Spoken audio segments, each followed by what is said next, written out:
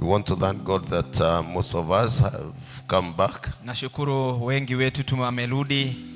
Even as we prepare to start the year 2026. Hata tunapoendelea na mwaka huu 26. And I know that the Lord is going to bless us. Ninajua Bwana atatubariki. I want to go straight to the word of God. Nataka nililete neno la Bwana. I wish to continue from where I left the first Sunday. Nitaendeleza mahali nilipofika Jumapili iliyopita. The last Sunday but one. Wiki iliyopita. And part of what we shared in the Kesha that this is the year of God's grace. Na nyingi ambazo tuliweza kusema katika mkesha huu ni mwaka wa neema ya Bwana.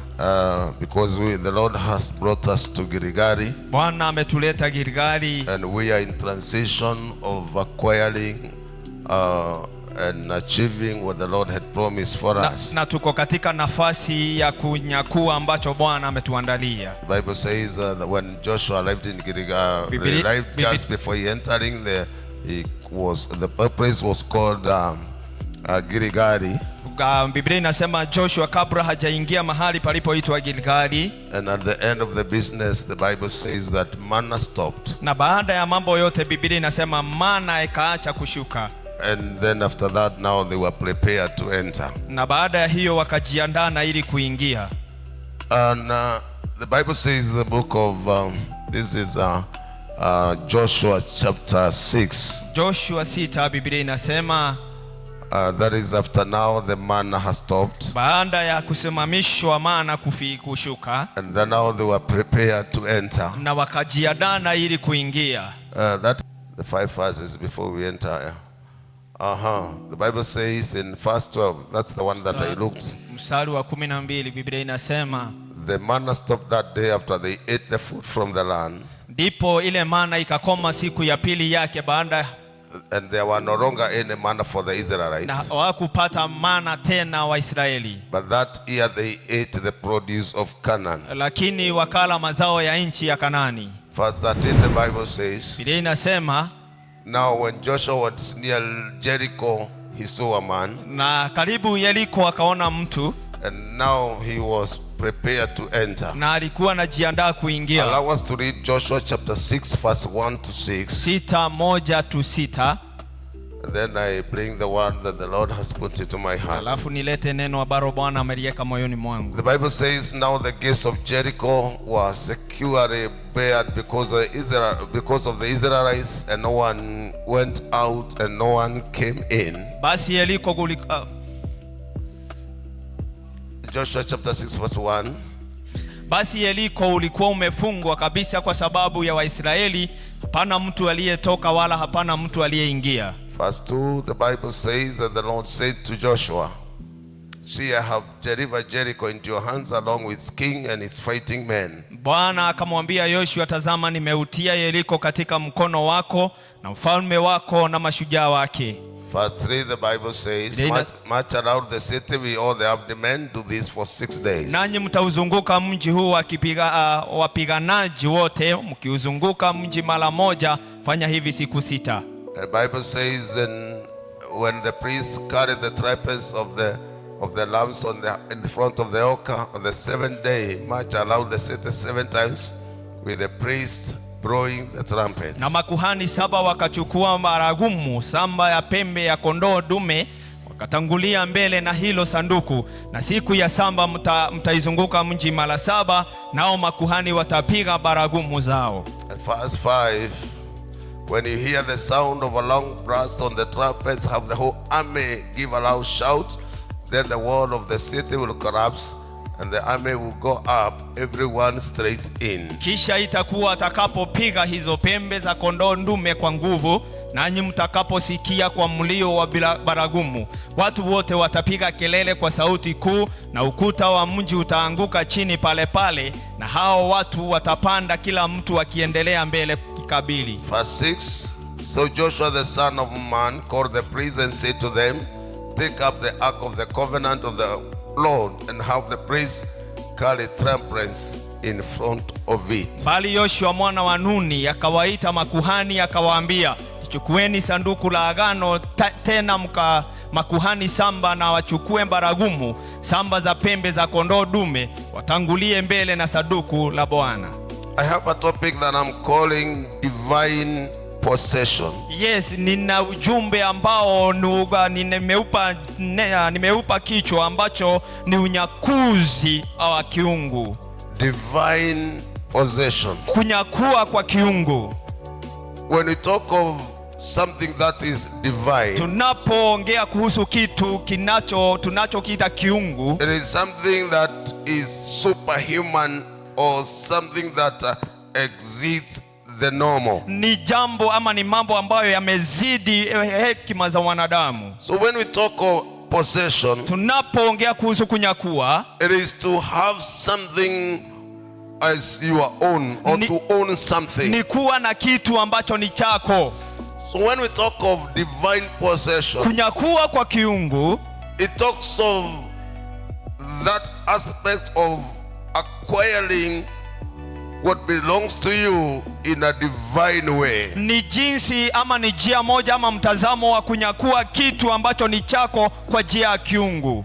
And this is what was required between the children of Israel. Haya ndiyo yaliyohitajika kwa wana wa Israeli, for them to be able to acquire the land that was ahead of them. Ili waweze kunyakua nchi iliyokuwa mbele yao. Because the Bible says, Biblia inasema, at this time the children of Israel were between water, then is usually referred to as between the rock and a hard place. Yes, walikuwa katika mwamba na mambo magumu.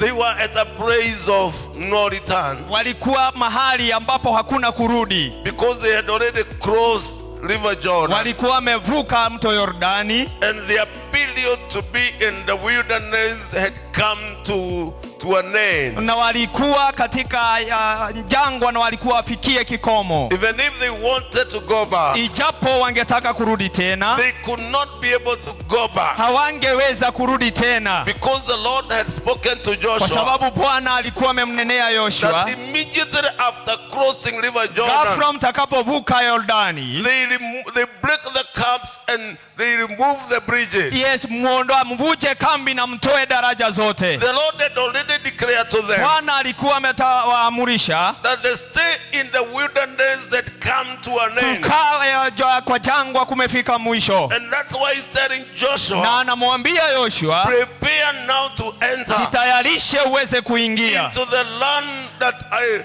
promised to give to your fathers. Kwa nchi ambayo niliahidi mababa zenu. The Bible says, Biblia inasema, now the time came. Wakati ukawadia. And he told Joshua was told the time has come to an end. Na akawaambiwa wakati umefika mwisho. And now after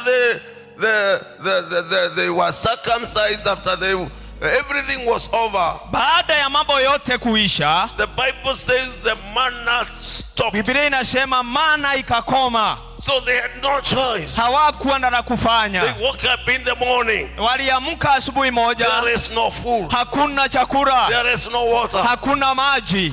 And then the Bible says, na Biblia inasema, that morning, asubuhi hiyo, they also realized wakajua that Jericho, where they were supposed to go, mahali walipostahili kwenda, it was closed. Kulikuwa kumefungwa. Now there was no food. Hakukuwa na chakula. There was no water. Hakukuwepo maji. There was no shelter. Hakukuwa na mahali pao pa kukaa. And the Lord had already declared, na Mungu alikuwa amewaamurisha, a season have come to an end. Majira yameisha, yamefika kikomo. But the Bible says, na Biblia inasema, the Lord, by that time, wakati ule, the Lord is speaking to Joshua. Bwana anamnenea Yoshua. Joshua realized. Joshua akajua. And he understood. Na akafahamu. And it was clear. Na ikawa hakika kwake. Although the Lord had declared, ijapo Bwana ametangaza, the truth of the matter, ya kweli uhakika wa mambo, they could not enter. Hawangeingia. Because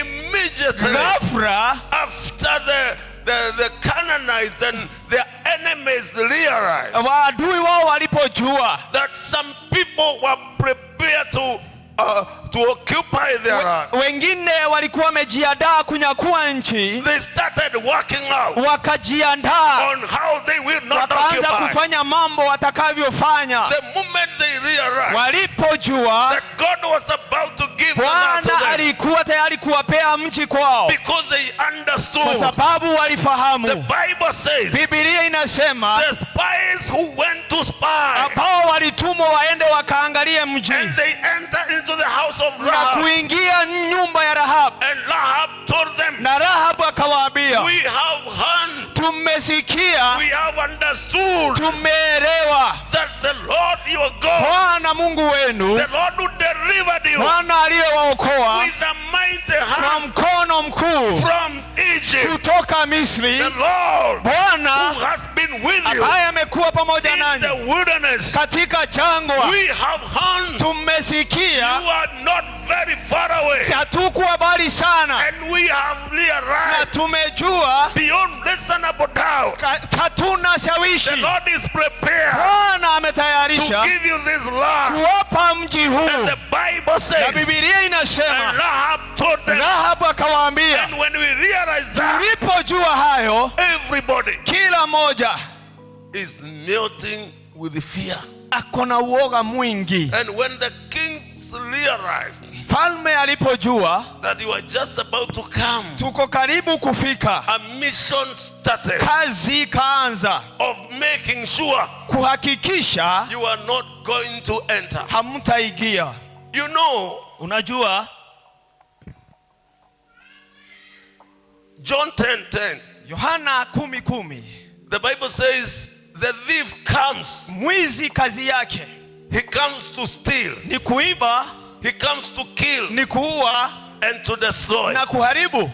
But the Bible Na says, Biblia inasema but Jesus has come Yesu alikuja that you may have life, ili tuwe na uhai, and life in tuwe abundance. na uzima kwa wingi. It's good to Ni understand. vizuri kuelewa Anytime wakati wote the devil, our Father declares something Baba anapotangaza kitu about your life, kuhusu maisha yako, the devil hears shetani anasikia and he walks out na anafanya anaanza on a mipango, counterfeit anaanza mipango ya kupinga, to make sure what kuhakikisha the Lord has said ambacho Bwana amesema will not come to pass. hakitafanyika.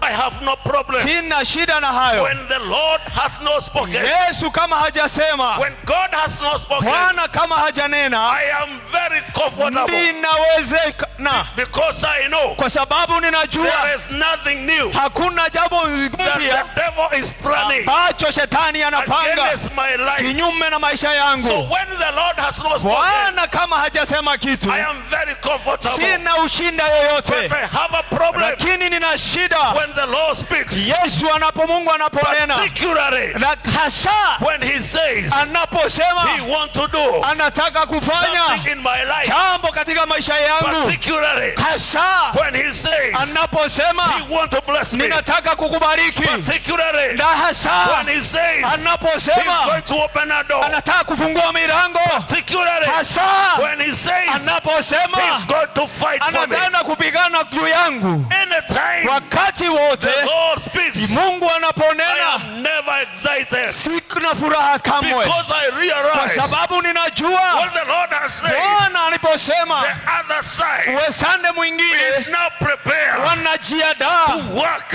out kufanya on a counterfeit. kupinga. So anytime, Wakati wote even the Lord speaks to the church Mungu anaponenea kanisa on what he wants to do, jinsi anavyotaka kufanya, I receive the message, ninapokea ujumbe, but I know lakini ninajua I must prepare lazima nijiandae for a counterfeit kwa kupingamizi of equal measure. kwa kiwango kama hicho. So I'm never very excited.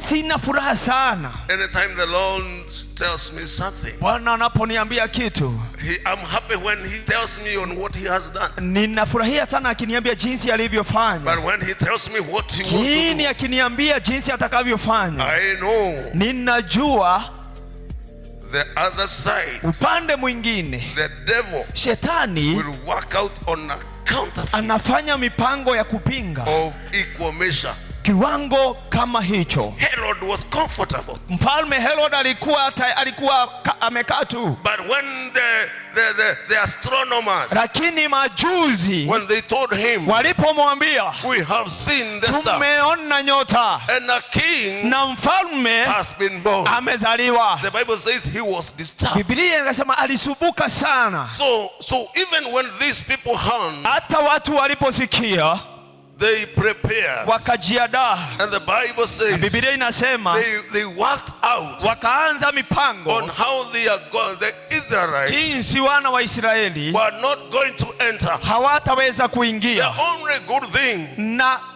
The only good thing, na jambo moja tu nzuri, is that our Father, Baba yetu, is a strategist, yako na mipango. and the Bible says, na Biblia inasema no weapon hakuna silaha made against us inayoinuliwa kinyume shall prevail, itakayofaulu. regardless of where we are, haijalishi tuko wapi, regardless of the walls haijalishi nyukuta that are raised against ambazo us, zimesimamishwa kinyume not chetu, a single one hakuna hata moja that shall prevail. itakayofaulu. Most of the time, wakati mwingi we find ourselves tunajipata in such a situation. katika na mambo kama hayo. We have understood na tumeelewa where we are. hali tulipo.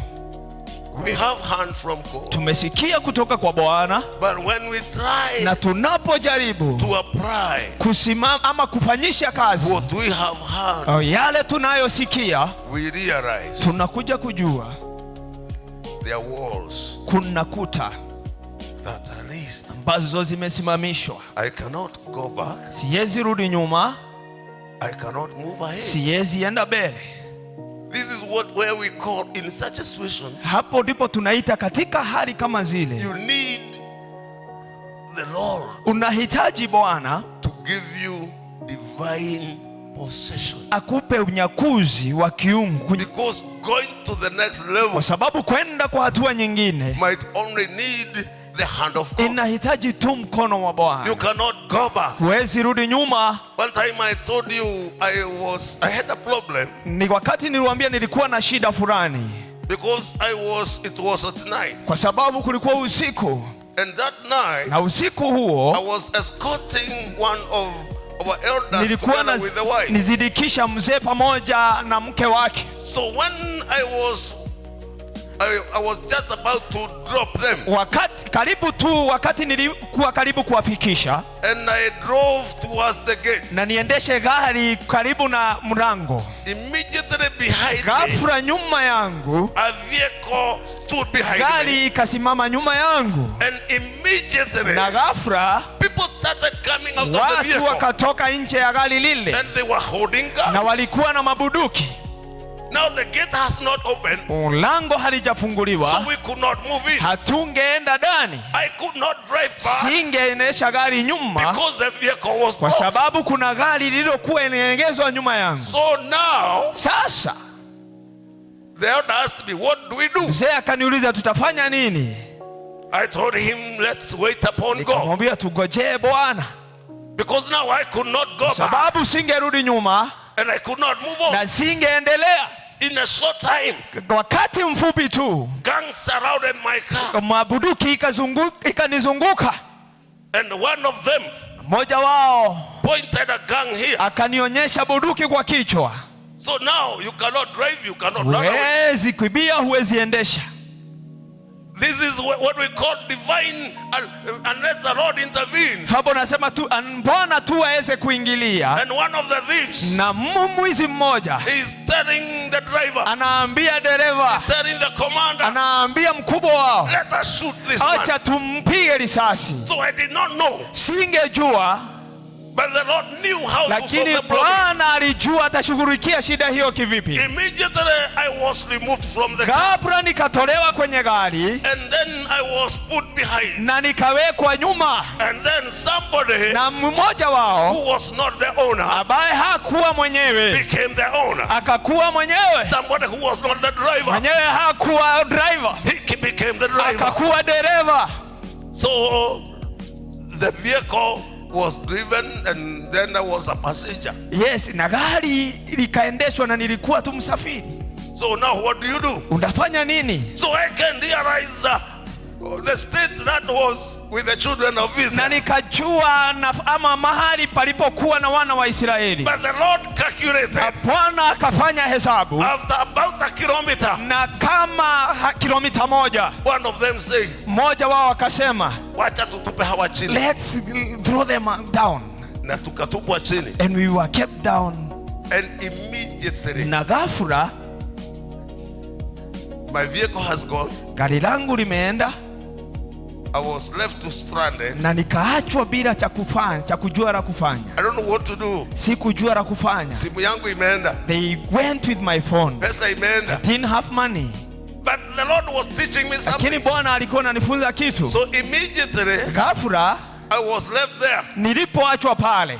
Then after less than a kilometer, kama nusu kilomita hivi, those people met with police. Hawa watu wakakutana na polisi. Guess what? Na unajuaje? The police stopped them. Polisi akawasimamisha. And they tried to run away. Na wakajaribu kukimbia. And all of them were shot. Na wote walipigwa risasi. So the following day, siku iliyofuata, I got my car. Nikapata gari langu. So the Lord knew how to fight. Mungu alijua jinsi atakavyopigana. Because my vehicle was taken to the police station. Gari langu lilipelekwa police station. But the news were na those who had hijacked Bishop's car. Walioteka gari la askofu. Their bodies are lying at city mortuary. Mili yao imewekwa katika mortuary. You know now. Unajua sasa.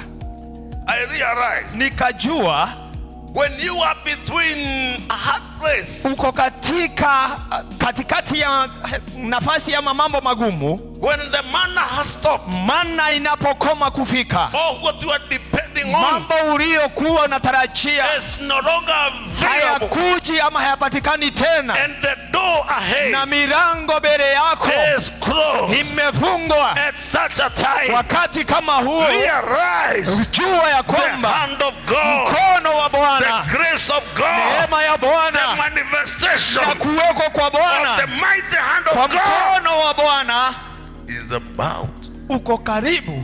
To manifest. Kudhihirika. Hallelujah. Hallelujah. We call it divine possession. Tunaita unyakuzi wa kiungu. And such a time. Na wakati kama huo. In the midst of a transition. Katikati ya kubadilishwa. We must understand. Lazima tujue. Moja. The devil is not happy. Shetani hafurahishwi. And it's because he's not happy. Kwa sababu hana furaha. He is prepared. Anajiandaa. And he has risen walls. Na ameinua kuta. He knows we have come to an end of a season. Amejua tumefika mwisho wa majira fulani. And we are just about to acquire. Na tuko karibu tu kunyakua. And because of that, na kwa sababu hiyo, he is set and prepared. Anajiandaa to raise some walls. Kuinua kuta. In our lives, katika maisha yetu, in our ministries, katika huduma zetu, in our church, katika kanisa letu. And in such a situation, na wakati kama ule, the only thing that can sustain jambo linaloweza kutusimamisha and take us to the next na level kutuinua katika kiwango kingine is divine possession. Ni unyakuzi wa kiungu. Hallelujah. Hallelujah. Because where we are, mahali tuliyoko, is only God. Ni Mungu tu. Praise the name of the Lord. Bwana tukuzwe. When I wanted to open a church in the city, nilipotaka kufungua kanisa pale jijini, that was the first church that was open. Kanisa la kwanza lililofungua. I saw a hall. Nikapata mahali. And we had money. Na tulikuwa na pesa to pay the hall. Kulipa mahali pale. But all of a sudden, lakini ghafla, the money was not there. Pesa haikuweko tena. So I went and signed an agreement on Friday. Tukaenda tukaandikiana siku ya Ijumaa with the owner of the hall. Na mwenye chumba hicho. And then we agreed I will pay the money on Monday. Na tukakubaliana Jumatatu nitalipa pesa. And I was very convinced. Na nilikuwa na msukumo. This is what the Lord wants. Bwana anataka haya. So when I got the hall, nilipopata chumba, I negotiated with the owner. Na nikaongea na mwenyewe. And the owner told me. Na mwenyewe akaniambia. I told him I do not have the money. Sina pesa kwa wakati huu. I will pay the money on Monday. Lakini nitalipa Jumatatu. But something happened. Kitu kikafanyika. Whatever happened, but something happened. Mambo yalifanyika. And the money we were expecting na to pay pesa tulizokuwa tunataka tulipe nazo was not there. Haikupatikana. And the landlord was a tough man. Na huyu mwenyewe hakuwa mtu rahisi tu. When we were discussing with him on Friday, tulipokuwa tunaongea siku ya Ijumaa, he told me, Bishop, akaniambia askofu, me I'm called Wahome. Naitwa Wahome. And if I talk money, na ninaongea pesa. That is the only language that I hear. Hiyo ndio tu ninayoelewa. I don't care whether you shall give offering on Monday, on Sunday. Sitaki kujua kama mtapeana pesa siku ya Jumapili. That's not my business. Hiyo si kazi yangu. But on Monday morning, si Jumatatu asubuhi, I want the money in the account. Ninataka pesa katika bank. Sasa I was convinced. Nikakuwa na msukumo. But I was nowhere. Na hakukuwa na njia. I called for a meeting. Nikaita mkutano. And wazee wakaniambia we don't know. Na wazee wakasema hatujui. It was not much. It was 70,000, but that was a lot of money. Ilikuwa 70,000, ilikuwa pesa mingi wakati huo. So when we did the Sunday service, tulipofanya ibada ya Jumapili, the first one only allowed less than 10 people came. Watu 10 tu ndio walikuja. Na unaweza kuangalia uone wale wamekuja, Bwana sifiwe. And you can see those who came, praise the Lord. Na unaweza kuangalia, and you can tell, even when people are giving the offering, hata watu wanapotoa sadaka zao. Na hapa ulikuwa unatarajia, and you had expectations. Kajua hapa ni Yesu tu. I know only Lord who can come through. But something happened. Jambo likafanyika tu. A testimony that was given after the service. Ushuhuda uliopeanwa nyuma ya ibada. There were 2 girls. Kulikuwa na wasichana wawili who came in the morning. Walipokuja asubuhi. And they did not enter the church. Na hawakuingia kanisani. They said this is full gospel. Wakasema hii ni kanisa la full gospel. And they gave an envelope. Na wakapeana bahasha of that 5,000. 35,000. And I did not see them. I don't know even today. Na sikuona na siwajui tangu leo. Another one came. Na mwingine akakuja in the middle of the service. Katikati ya ibada. And gave that 1,000. Na akapeana 30,000. Na hakukaa. And he didn't take long. Alikuja tu akatoa. He just came and gave out the money. Na sadaka ikawa 5,000. And he gave 5,000. So at the end of the day, baada ya ibada, I had 70,000. Nilikuwa na 70,000. Hallelujah. Hallelujah. It may not be much. Si nyingi, inaweza kuwa si nyingi. But the Lord intervened. Lakini Bwana aliingilia. In the hour of need. Wakati wa mahitaji. When wars are raised against you. Mambo yalipoinuliwa kinyume chako. There are some things that we need to realize. Kuna mambo tunafaa kujua. For the Bible says. Biblia inasema. Now. Sasa. Manna had stopped. Mana imeacha kukuja. Hakuna chakula. No one came in. Hakuna yeyote aliyeruhusiwa kuingia. Nobody went out. Hakuna yeyote angetoka. You don't know where to go. Hakukuwa kuna hujui ungeenda wapi. But the Bible says. Biblia inasema. Walls were raised. Na Yeriko kulikuwa na kuta zimeinuliwa. To prevent because of the Israelites. Kwa sababu ya wana wa Israeli. That they may not enter. Ili wasiweze kuingia. And because the Bible says. Na Biblia inasema. No one came in. Hakuna yeyote aliyeingia. But no one na hakuna yeyote aliyetoka. But finally, lakini baada ya hiyo, there are few things that we need to learn. Kuna mambo tunataka kujua. That enabled the children of Israel. Hayo yaliwezesha wana wa Israeli. To enter regardless of the challenge. Kuingia kukiwa na changamoto kama hizo. I know there are times we find ourselves. Najua kuna nyakati tunajipata. The manna has stopped. Hakuna chakula. Everything we were depending mambo on. Yote tuliyokuwa tunatarajia. Everybody we were counting kila yeyote tuliyetegemea, all of them are not able to wote sustain us. hana uwezo wa kuelekea usaidizi. But when you try to move ahead, Na unapoendelea mbele, there are barriers that are raised. kuna vizuizi zimetengenezwa, There are walls that are raised. kuna kuta ambazo zimeinuliwa. You cannot go back. Huwezi rudi nyuma, And there is no way. hakuna njia. Walls and barriers Vizuizi na kuta and stumbling blocks, na mamba ambazo zimewekwa, they have been raised against you. zimeinuliwa kinyume chako. There was a time, Kuna wakati, and then I'll say a few things. na hapo niseme mambo machache. I was to go somewhere, Nilikuwa niende mahali, and and barriers were raised na vizuizi zikaekwa. that I will not cross. I know. Nasi- I now understand. The Lord has allowed me to have some experience. Na Mungu amenifanya kuwa na hekima. Kwa hiyo So I was to attend and to officiate a certain ceremony. nilikuwa niende katika ibada fulani, But somebody has said Bishop will not come, na ibada ikasemekana askofu hatakuja, and if he comes, he will not enter. na atakapokuja hakuna yote atakayeingia. So a bishop, a friend, a reverend, nobody thought that was possible. Hakuna yote alijua mambo yatakuwa vile. So as I was moving along the line, Nilipokuwa naelekea tu, here comes the man of God. akakuja mtu wa Mungu, Asha akanishika, the usher kaniambia, are you Bishop Chege? told me, wewe ni Askofu Chege, Kindly, tafadhali you are not entering. wewe huingii. Now, Sasa kauliza why? nikamuuliza kwa nini. Order from. Imeamrishwa kutoka juu. I told Reverend I had gone with. Nikaambia mchungaji mkuu, inaenda aje? Kaniambia, And she told me, I have to go back, lazima nirudi nyuma, nirudi and then you move on. na wewe uendelee. And the whole ceremony stopped. Na ibada yote ikasimama, They said, na wakasema no bishop, hakuna askofu, nothing will continue. hakuna kitu kitaendelea. My wife knows about this. Mke wake anajua kuhusu hiyo.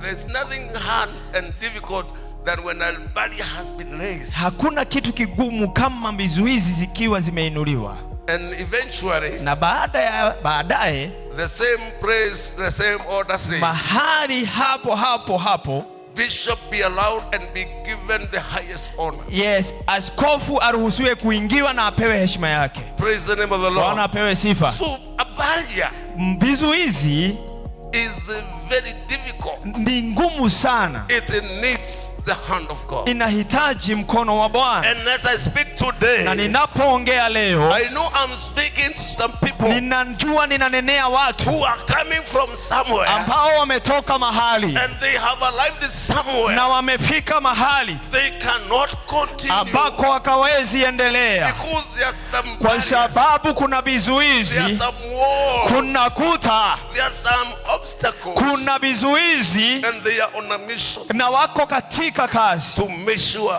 kuhakikisha you shall not raise your vision, realize your vision. hutakuona maono yako, You shall not realize your dream. hutafikia ndoto yako, You shall not be able to arrive hutafika in the next place you desire. mahali ulitarajia kufika.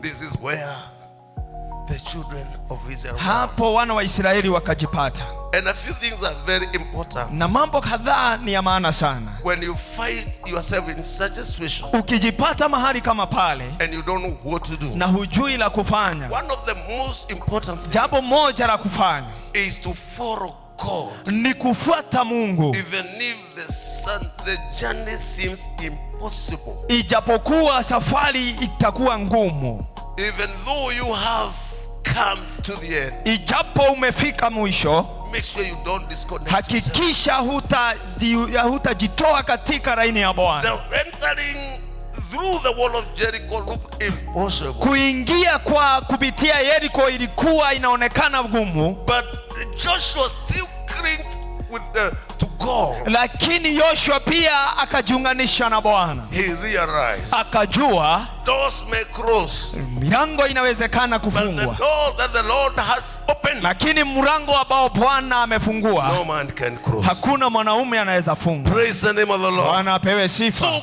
cling and hold on to God. Kushikilia Bwana.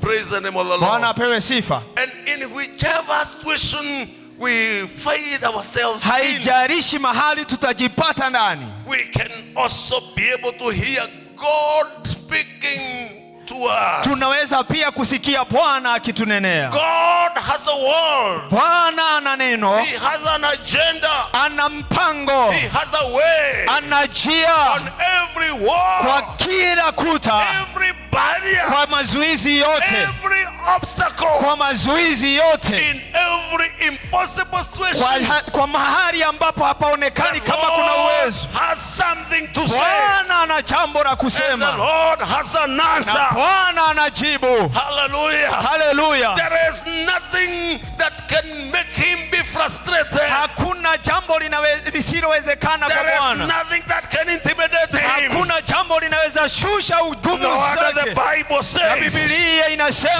Jesus said, Yesu I akasema, am the way. mimi ndiye njia. Hallelujah. Haleluya! Jesus Yesu does not look for a way. hakutafuti He njia, is the way. yeye ndiye So njia. when you are in Christ, you Unapokujipata are in the way. uko katika njia, kiwa ndani ya Yesu. Hatafuti njia. He does not look for a way. Yeye ndiye njia. He is the way. Hallelujah. Hallelujah. And that's why Ndio maana that Joshua was able to hear the Lord. yes, Joshua akasikia kutoka kwa And the Bwana. Lord is telling Joshua, Mungu anamwambia Yoshua. the Lord said to Joshua, Yes, Mungu akamwambia Yoshua. yes, Jericho is closed. Ndio Yeriko imefungwa. In fact, Yes, God did not speak about Jericho. Mungu hakunena kuhusu Yeriko. He knew it is closed, Alijua imefungwa. but he said Na akasema what he wanted to do. jinsi atakavyofanya. That God is never interested Mungu hana on what the devil has planned. hajarishi yale Bwana He amepanga. is only Shetani amepanga. interested Kazi yake tu on what he wants to do. ni mambo anayotaka kufanya. Hallelujah. Haleluya! Anything else, Kila kitu chote, anybody or anything kila kitu ama kila mtu, does not affect him. yeye hana mambo yake. The Bible says that Jericho was Biblia closed, inasema Yeriko ilikuwa but that imefungwa, one had nothing to do with na God. hiyo haikuuza Bwana. He's telling Joshua, Anaambia Yoshua, see, angalia, I have delivered nimeupeana Jericho into your hand. Yeriko mikononi mwako. Praise the name of the Lord. Bwana atukuzwe. And this is what the Lord is Na saying. yes, Mungu anasema, See, I have delivered tazama nimeupeana or Gatarogai Ogatarogai into your hand. mikononi mwako. See, I have delivered Oh, tazama nimepeana prosperity utajiri into your hand. mikononi mwako. See, I have delivered Tazama nimepeana spiritual gifts upewa za roho into your hand. mikononi mwako. See, Tazama the Lord, Bwana, the God that I believe in, Bwana ninayemwamini, any situation that you can find yourself in, hali yoyote unayejipata ndani yake, He has a solution. yeye ana suluhisho. And the funny thing with God Na jambo moja kuhusu Bwana, is that God Mungu is purposeful, not random. yeye ni Mungu anayekusudia, si Mungu wa mazoea. He has a strategy. Yeye ana mipango. Praise the name of the Lord. Bwana apewe sifa. Because God would have made sure Bwana angehakikisha that by the time they arrive there, wakati wanapofika pale the wall has come down. kuta zimeanguka, But God was interested lakini Bwana alitaka on tu the process and on what He wanted to do. mambo kuhusu jinsi atakavyofanya. And most of the times, Mara nyingi because we become frustrated kwa sababu tunakufa moyo, because we want to have a random God. kwa sababu tunataka kuwa na Mungu wa mazoea. So when he says anaposema he shall open that door, atafungua mlango huo, ile tunaombanga, this is how we pray. Bwana ninaomba, Our God, I pray, nikitoka hapa, when I come out of this place, ile mlango iwe imefunguliwa. that door that was closed, I want before I come here, ninataka kabla nifike hapa, you have killed all my enemies. umeua adui zangu zote. Before I come here, Kabla sijafika hapa, nimekutuma. I want to send you. And by the time we get there, Na wakati ndaka ufika pale, we shall meet God having done everything. Tupate Mungu akiwa amefanya kila kitu. When the Lord has said, he has said. Bwana akisema amesema. He has purposed. Amekusudia. But he has a strategy. Lakini ana mpango, ana mpangilio. Bwana asifiwe. Hallelujah. He is purposeful. Yeye ni Mungu anayekusudia. And the Bible says, Biblia inasema, he is never in a hurry. Yeye hana haraka, no slow. Tena hachelewi. When he is coming to fulfill. Anapokuja kutimiza ahadi zake. Hallelujah. Hallelujah. Hata kama wakati mwingine, even though sometimes it may seem that he is not coming, inaonekana ni kwamba hakuji, the truth of the matter, ukweli wa mambo ni our God, Mungu wetu is purposeful. Yeye ni Mungu wa makusudio. And the Bible says, Biblia inasema none of his plans, hakuna mipango yake that can be thwarted, ambayo inaweza badilishwa. Plan to trust in him. Kuwa ukimtumainia Bwana. Plan to wait upon him. Jua kumngojea Bwana. Don't concentrate on the wall. Usitegemee tu ukuta. Praise the name of the Lord. Bwana pewe sifa. Hallelujah. Hallelujah. The outcome at times may not be very hesitant. Mambo yanaweza kuwa magumu sana. But keep on waiting. Lakini ngojea tu Bwana. You know, the Lord is telling Joshua, unajua Bwana anamwambia Joshua, I have delivered, nimeupeana, but I have a strategy. Lakini nina mpangilio. He's telling them, you shall move around. Utamwambia mtazunguka for 6 days. Siku 6. And then every day once. Na kila siku moja. Kila siku moja. And go and rest. Muende mpumzike. Every day once. Kila siku mara moja. And the last day, na siku ya mwisho, you shall move around 7 times. Mtazunguka mara 7. And even after that, na hata baada ya hiyo, don't be in a hurry. Msikuwe na haraka. Don't move. Msitoke until I tell you. Mpaka niwaambie. You know, they would expect that when they come back. Unajua wangetarajia wangetoka tu. They were told, even when the wall come down, hata wakati kuta itakapoanguka, wait for my mgoje nitakavyowaambia. Don't be in a hurry. Msikuwe na haraka. Call back loud 7 times. Mzunguke mara 7. And even when that time, hata wakati utakapofika, wait until hadi nitakapo niwaambie. Praise the name of the Lord. Bwana pewe sifa. It is very important to realize. Ni ya maana kujua walking with God. Kutembea na Bwana is a very important. Ni jambo la maana sana. And it's good to realize. Na ni vizuri kujua we are not sufficient in ourselves. Hatuwezi sisi wenyewe. There are situations that we just need God. Kuna hali ambazo tunangojea Bwana. When you come to the end of yourself, unapofika mwisho wako, it is you who have come. Ni wewe umefika mwisho, but not him. Si yeye. When you find walls, unapokuta kuna kuta, you are not able to cross. Ambazo huna uwezo wa kuvuka. It is because you are yourself. Kwa sababu wewe ni wewe. When you find yourself stranded, utakapojipata mahali, it is because you are a human being. Ni kwa sababu wewe ni mwanadamu. And as a human being, na kama mwanadamu, you don't have the ability. Huna uwezo to do everything. Kufanya mambo yote. However anointed a person can be, haijalishi umepakwa mafuta kivipi, however grace any person can be, haijalishi una neema kiasi kipi, there is a praise kuna hamahari that the power of man, nguvu za mwanadamu comes to an end. zinafika mwisho. Pastoral ministry we teach.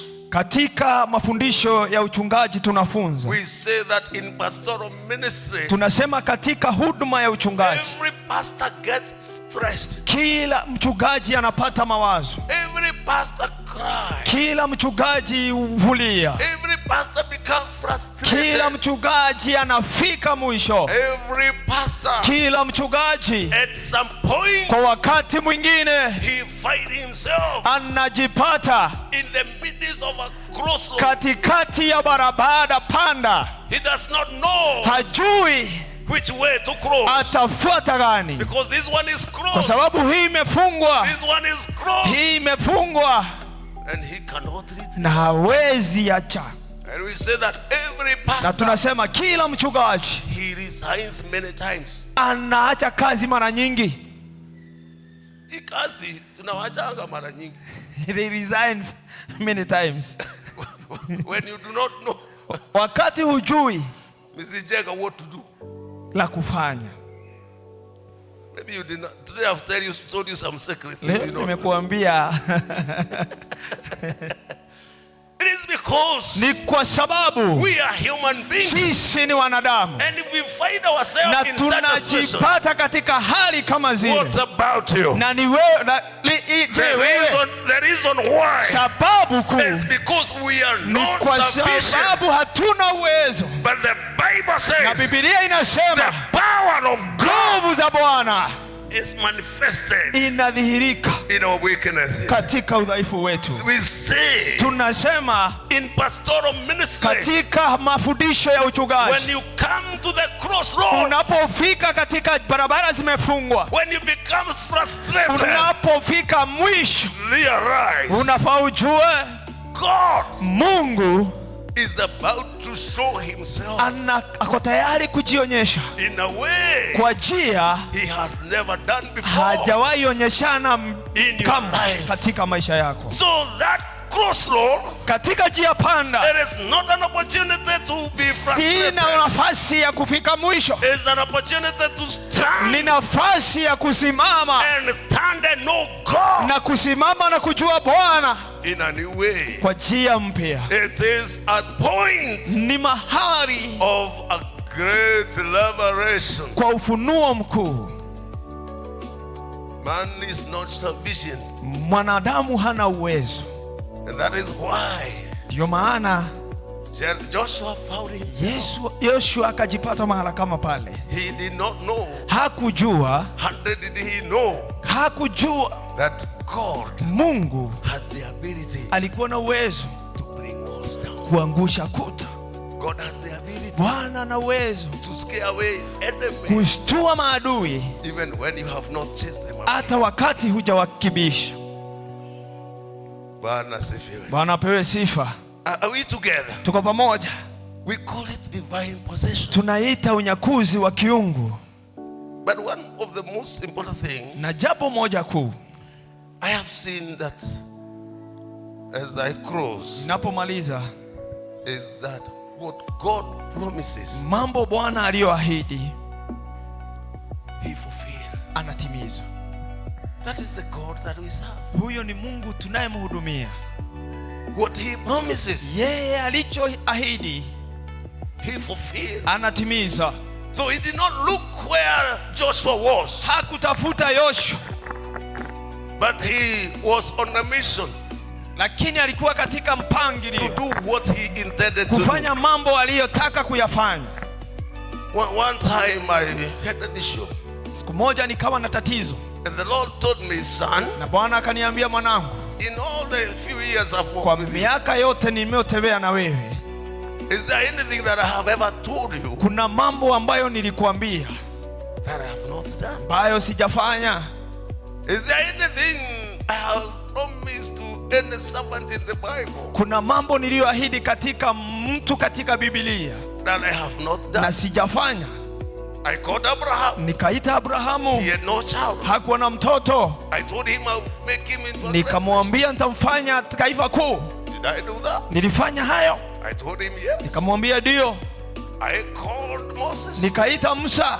And I told him, Moses, nikamwambia Musa, I'm going to use you nitakutumia to deliver my people. kuokoa watu wangu. Did I do that? Nilifanya hivyo. Did I divide the Red Sea? Niligawanya bahari la Shamu. I told him yes. Nikamwambia ndio. I called Joshua.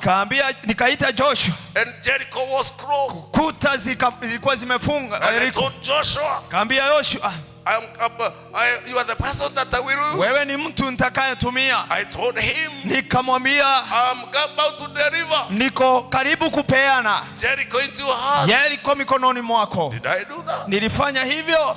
And the Lord took me a journey. Mungu akanipeleka katika safari. And the Lord reminded me. Mungu akanikumbusha. He has the ability to do. Ana uwezo wa kufanya everything. Mambo yote He has promised. aliyoahidi. Bwana asifiwe. Hallelujah. Anything he says, mambo yote aliyoyasema, he has the ability. Ana uwezo. Never doubt God. Usikuje kutomwamini Bwana. Hallelujah. Bwana atukuzwe. And I'm saying we are in a new dispensation. Na tuko katika majira mapya. And I want to summarize by saying, nataka nimalize nikusema, now the wall of Jericho came down. Kuta za Yeriko zikarudi chini, zikaanguka. Because they took God seriously. Kwa sababu Bwana alishughulikia. And what was most important as I crossed, na ninapomaliza niseme, was the aspect of having trust ni and mtazamo confidence in their leader. wa kuwa na ujasiri na kumtegemea Bwana.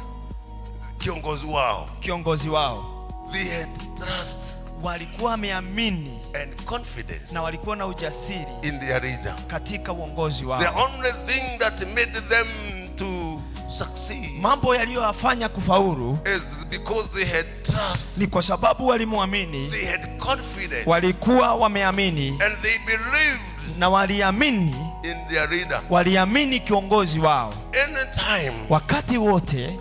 When the church is moving, kanisa linapoendelea, and you hear that pastor is saying but, na mchusikie mchungaji akisema na sasa, but, na sasa lakini, tukaonelea, we saw, tukaonelea, we decided, tukaonelea, we decided that. Those are statements that we hear, and we are in levels. We are in levels of ministry. Na tuko katika level tofauti katika huduma. Anytime. Kila wakati. Ukisikia yes, lakini, but, anasema tutaenda. He said yes, but. Anasema tutavuka, ndio lakini. He said we cross, but. Doesn't he understand? Yeye kwani haelewi. Jericho imefungwa. Jericho is closed. Doesn't he understand? Yeye haelewi. Doesn't he? Yeye hajui. When the issue of tunaonelea ikiwa nyingi kanisani, mambo yakifika, we decide or we see it better, people may not go far. Watu hawezi enda mbele. Bwana asifiwe. Hallelujah. Hallelujah. Hallelujah. When you hear, unakaposikia, ndio lakini, yes but, we had a different opinion. Tulikuwa na mitazamo tofauti. Tunaonelea. Yes, we saw it better. Ndio lakini. Yes, but. Haya si mazoea yetu. This is not what we do things. When you hear such, ukisikia mambo kama hayo, people will move around. Watu watazunguka tu. In a place for all the years. Kwa maisha kwa miaka mingi katika mahali moja. Bwana asifiwe. Bwana atukuzwe. Because it is Joshua, kwa sababu ni Joshua who heard from God. Yeye alisikia kutoka kwa Bwana. And he told them, na akawaambia, the Lord has spoken to us. Bwana ametunenea. One time as I had a church that trusted, and one time I told them, I think I have a problem because you believe in everything that I tell you. Yes, nilikuwa na kanisa ambalo nilikuwa nawaambia mnanipea, sijui kwa nini mnaniamini sana. But they had a lot of confidence. Lakini walikuwa na ujasiri kwangu. So one time, siku moja tukakubaliana tubomoe kanisa. We decided to abolish the church. And we built a new one. Na tujenge ingine. No, not this one. This one we cannot. This one is very good. That one was a bad church. Hii hatujamoa, iko sawa. And so we brought the church na out. tukaleta mjadala. And we started worshiping out. Na tukaanza kuabudu nje. That we may be able to set a storage building church. Ili tuweze kujenga jengo kuu. And we were worshiping outside. Tulikuwa tunaabudu nje. And the church was under construction. Na kanisa lilikuwa katika ujenzi. So we were stuck. Tulikuwa tukafika mwisho. Pesa imeisha. Tukakwama, we didn't have enough money. Kanisa limewekwa miti. We are just on the process. We cannot be able to sell. We did not have the materials to put up. Hatukuwa na uwezo wa kuweka ufaa. But we were worshiping outside. Lakini tulikuwa tunafanya hichi, tunaabudu hichi. So tukanyeshewa. One day kukawa na mvua. But we could not enter the church. Na hatungeingia kanisani. So one time I called the leaders. Na nikaita uongozi wa kanisa. And I told them the Lord is about to do something. Na nikawaambia Bwana ako karibu kufanya mambo. And they told me, wakaniambia, we wish you well.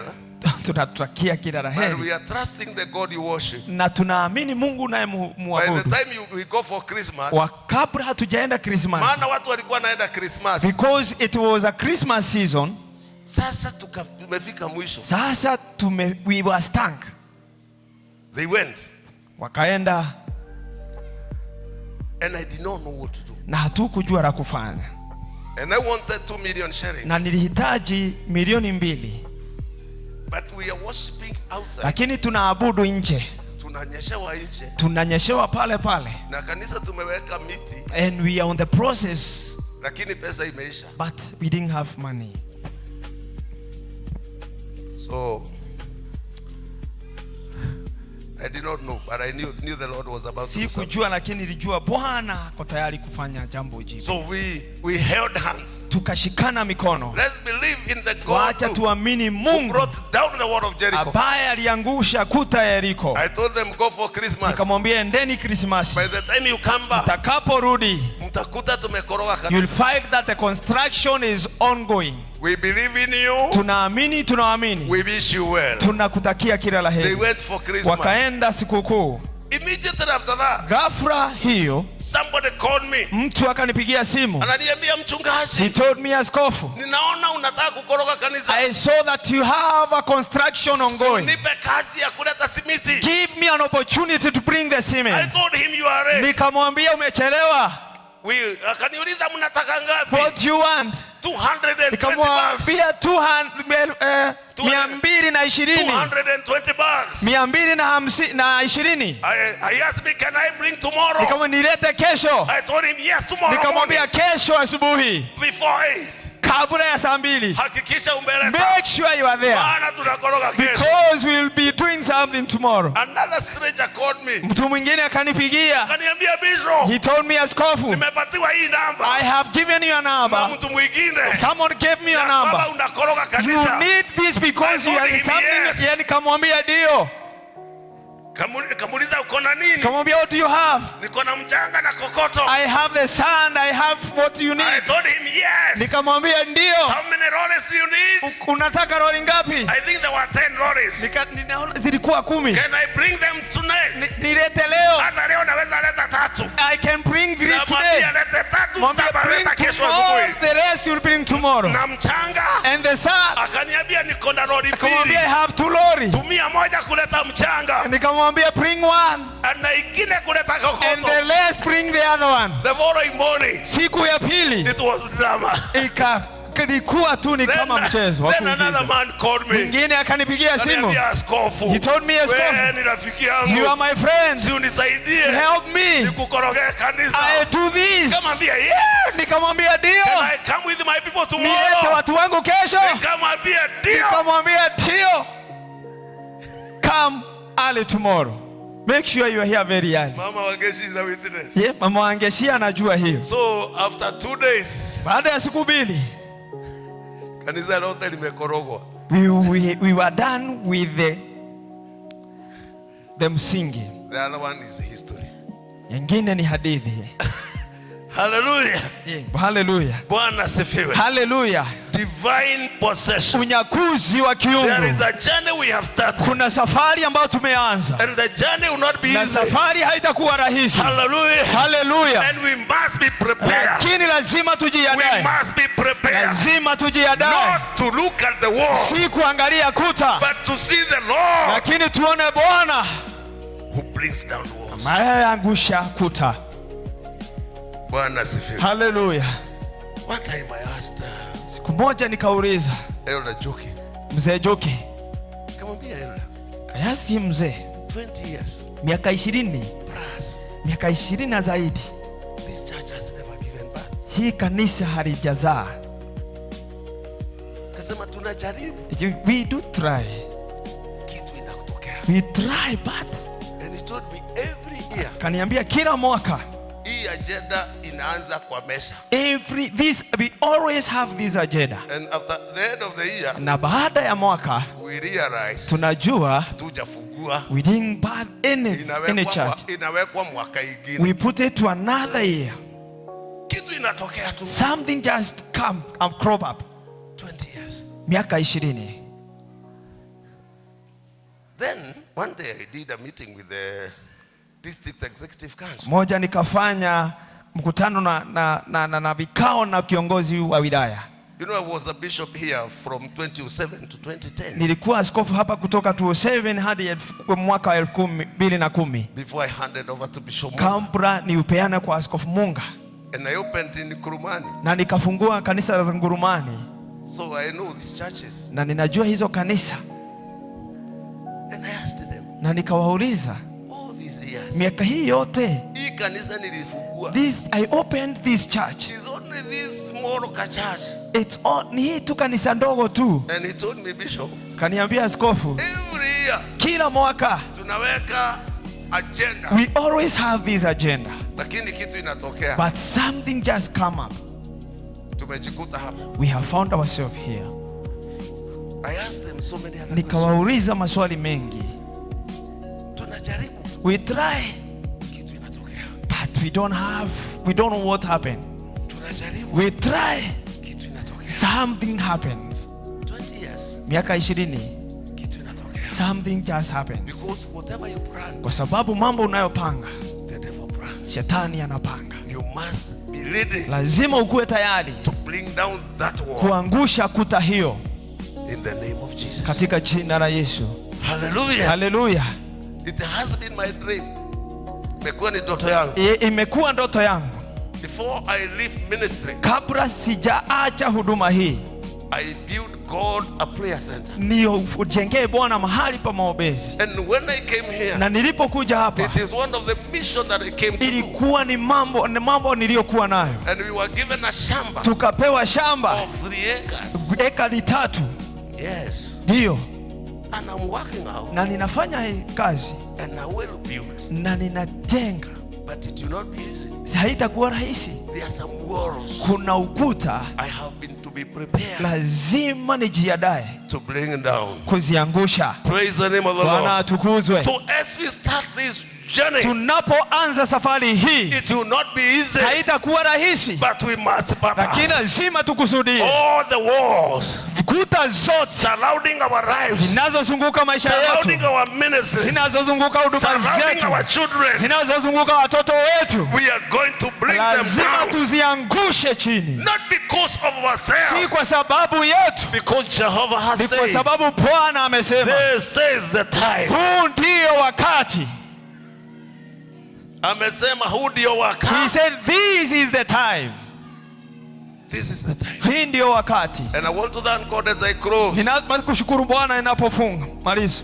At least we are opening a new church. Tunafungua kanisa mpya hivi karibuni. It is under construction. Inaendelea kujengwa, kutengenezwa. We are calling it Shilo. Inaitwa Shilo. Pale kataka pande hii. Kataka juu kidogo. Mahali inaitwa Gitogota. Gitogota. Praise God, Gitogota.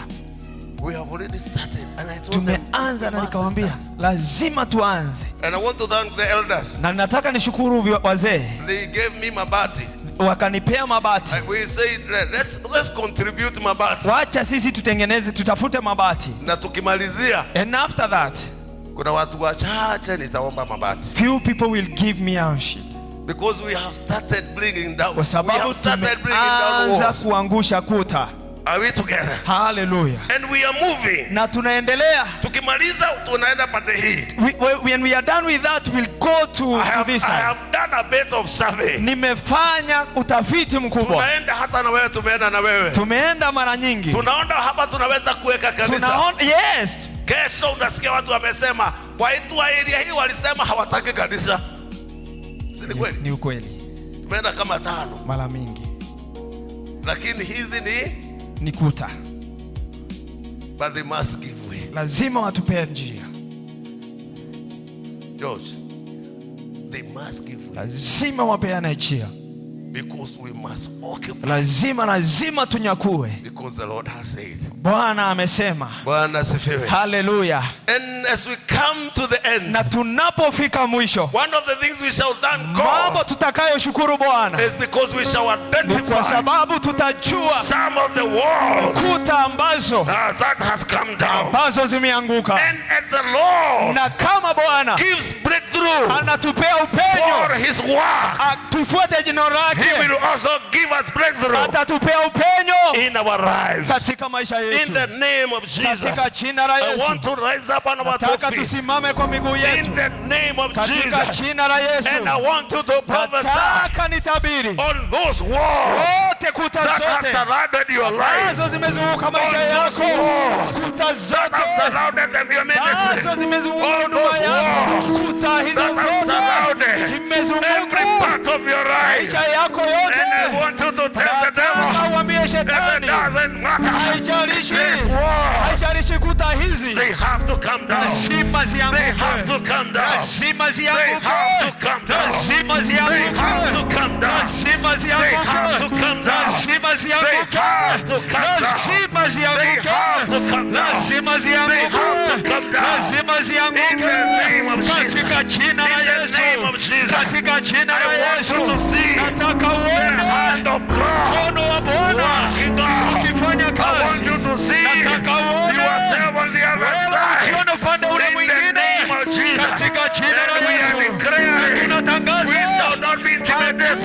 We shall not be frustrated. But the war, because what he says, he will do. He has the ability to do. Because he is God. He is God. I want you to pray on the walls that the devil has raised. And he is saying it is business as usual. We are declaring